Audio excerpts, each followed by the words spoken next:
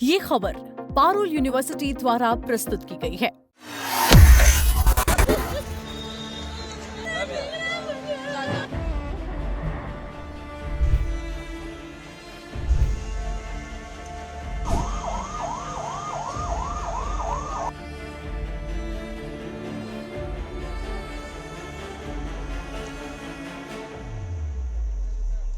एक साल पहले उठी वो आग जो आज भी अपनों की यादों में सुलग रही है। बुजुर्ग माता पिता का बेटे से मिलने का पहला हवाई सफर ही उनका आखिरी सफर बन गया। चीखें, आग और अपनों को खोने का वो खौफनाक मंजर आज भी आंखों के सामने तैर जाता है। 260 जिंदगियां राख हो गईं, लेकिन एक साल बाद भी सवाल वहीं खड़ा है कि आखिर ये हादसा हुआ कैसे। वक्त जो कभी नहीं रुकता, अपनी ही रफ्तार से आगे बढ़ता रहता है, लेकिन कभी कुछ घटनाएं ऐसी हो जाती हैं जो वक्त को थाम लेती हैं, इंसान के दिल और उसकी जिंदगी को हमेशा के लिए एक ही जगह पर रोक देती हैं। आज से एक साल पहले यानी 12 जून 2025 की उस मनहूस दोपहर को अहमदाबाद के आसमान में चीखों का ऐसा मंजर गूंजा था जिसने सैकड़ों हंसते खेलते परिवार को पल भर में राख कर दिया। अहमदाबाद से लंदन के लिए उड़ान भरने के लिए कुछ ही सेकंड बाद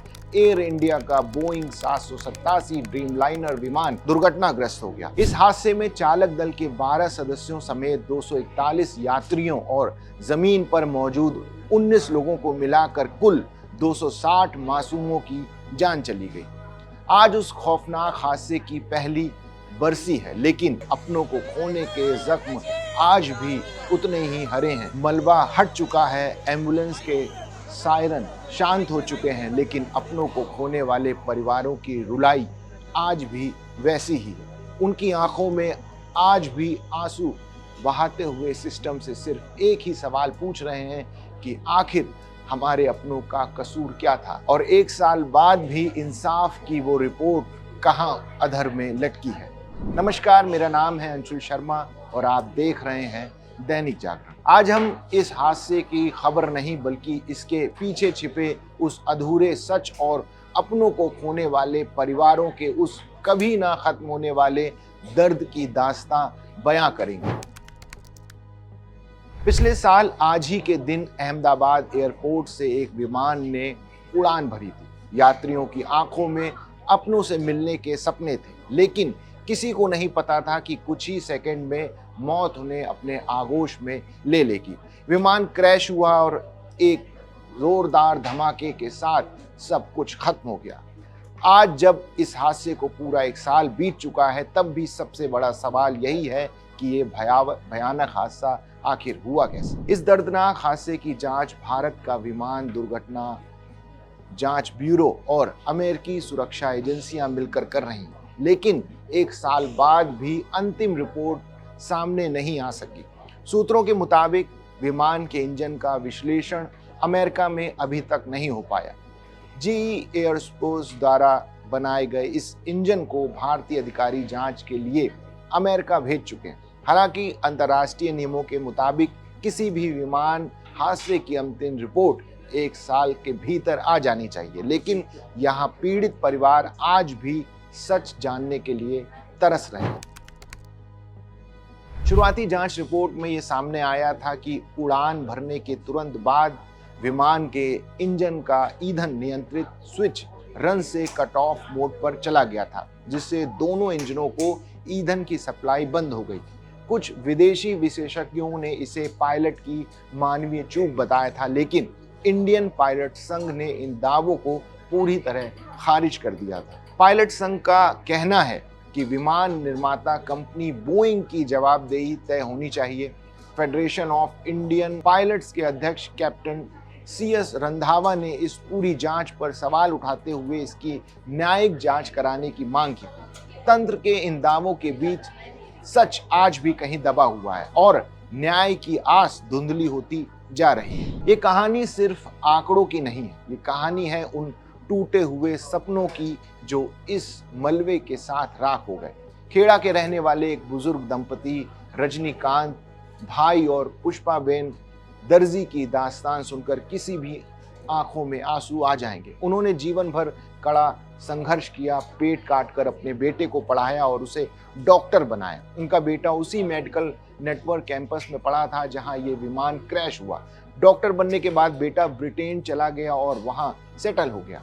उसने माता पिता के त्याग का बदला चुकाने के लिए उन्हें बेहद प्यार से ब्रिटेन बुलाने की तैयारी की थी।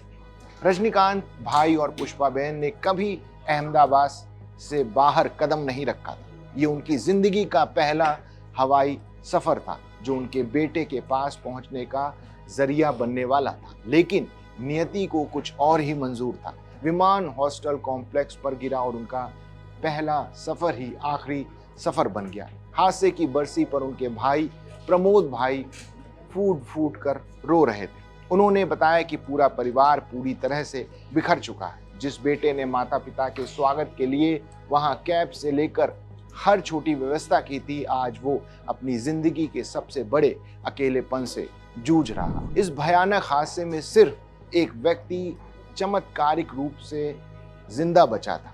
वो है ब्रिटिश नागरिक विश्वास कुमार रमेश। लेकिन विश्वास कुमार रमेश कहते हैं कि इस जिंदा रहने की कीमत वो हर रोज अपनी आत्मा का एक हिस्सा देकर चुका रहे हैं। इस हादसे में उन्होंने अपने भाई को हमेशा के लिए खो दिया था। विश्वास कुमार बताते हैं कि जब भी वो आंखें बंद करते हैं उन्हें वही चीखें और आग का खौफनाक मंजर दिखाई देता है।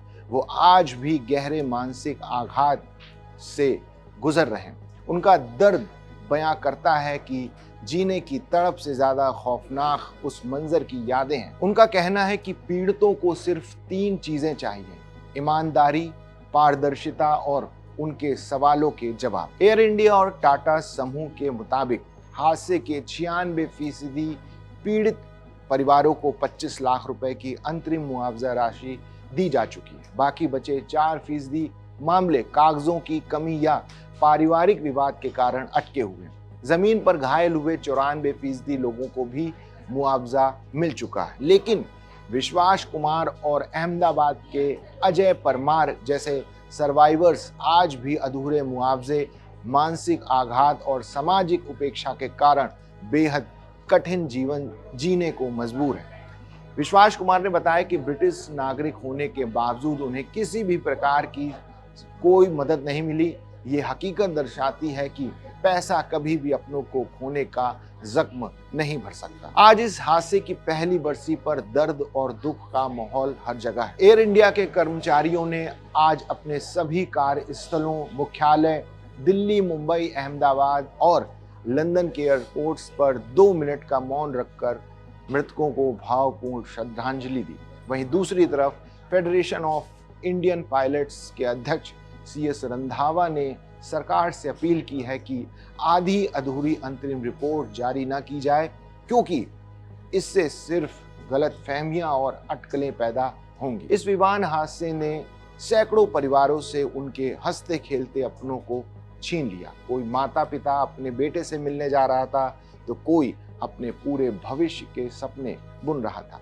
आज 1 साल बाद भी जब ये परिवार दुर्घटना स्थल पर आकर रोते हैं तो उनकी आंखों में सिर्फ एक ही सवाल होता है कि आखिर हमारा कसूर क्या था। उम्मीद है कि जांच एजेंसियां जल्द ही पूरी ईमानदारी और पारदर्शिता के साथ अंतिम रिपोर्ट सामने लाएंगी ताकि इन पीड़ित परिवारों को उनके सवालों के जवाब मिल सकें और दोषियों की जवाबदेही तय हो सके।